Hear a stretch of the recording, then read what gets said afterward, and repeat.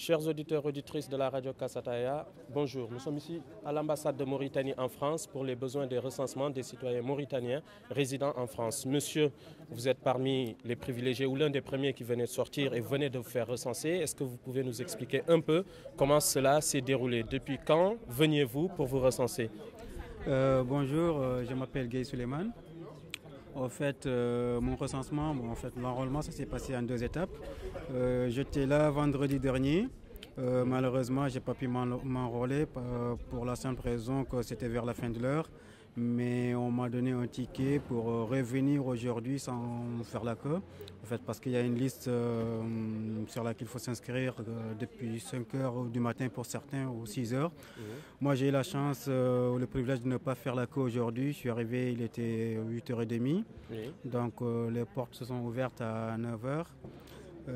J'ai pu m'enrôler parce que j'étais déjà le deuxième à m'enrôler. Je suis resté jusqu'à maintenant tout simplement parce que je voulais faire mon passeport en même temps. Exactement, il y a la possibilité apparemment de faire sa carte d'identité ici, mais aussi de faire son passeport. Est-ce que vous pouvez nous dire exactement quelles sont les modalités financières, combien vous payez pour un passeport et combien vous payez aussi pour une pièce d'identité si vous l'avez fait? Oui, en fait, pour le passeport, il faut 93,75 €. Et on peut faire ça aujourd'hui. Une fois, juste après s'être enrôlé, on peut faire le passeport, faire la demande de passeport. À 93 euros. 93 € et le récupérer à peu près un mois après. Un mois après, donc ça sera il y aura les papiers administratifs qui sont là, qu'on va ramener à Nouakchott et ils vont vous ramener votre passeport que vous allez récupérer. Autre chose qui a fait quelques polémiques, c'est à savoir les pièces que vous devriez donner aux agents recenseurs pour pouvoir vous recenser. Quelles sont les pièces qui vous ont été demandées? Pour l'enrôlement, ils ont demandé d'abord la première condition pour la première étape, c'est le titre de séjour. Il faut avoir un titre de séjour. Un titre de séjour, c'est-à-dire? Un titre de séjour français. Il faut être en situation administrative régulière en France pour pouvoir se recenser et avoir ses papiers mauritaniens. Et c'est un préalable. Et c'est une condition obligatoire. C'est une condition obligatoire pour la première étape. Deuxième étape, il faudrait avoir la carte d'identité mauritanienne, la petite carte d'entrée après le recensement de 98.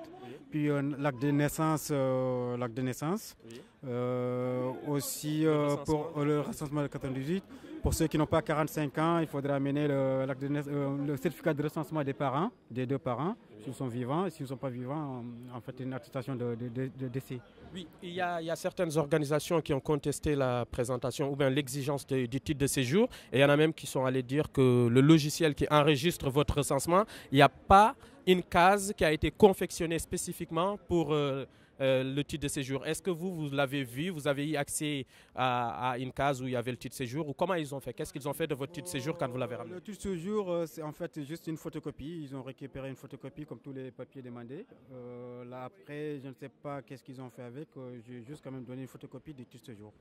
Voilà. On ne m'a pas posé de questions particulières par rapport au titre de séjour.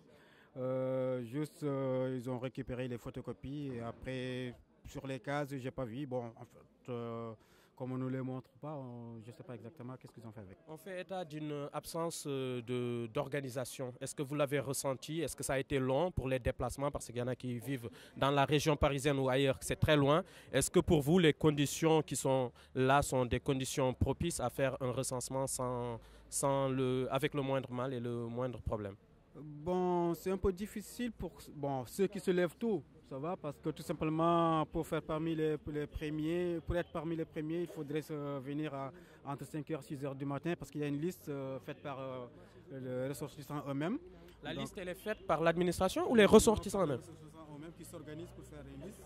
Et à 9h, on donne la liste à l'administration qui, en fait, à eux, ils font l'appel.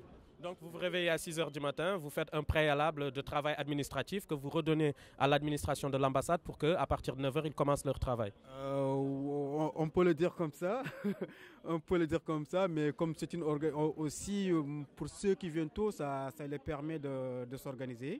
Bon, moi, apparemment, en fait, je ne vois pas d'inconvénient puisque ça nous aide nous aussi pour nous organiser. Après, c'est vrai que c'est un petit travail administratif qu'on fait, mais si ça peut aider, pourquoi pas. Oui. Alors, nous vous remercions pour votre disponibilité. Donc, on est avec Kassataye, Abdul Jagana à la caméra et puis à la technique, nous avons Pape. Merci à vous. Merci, chers auditeurs.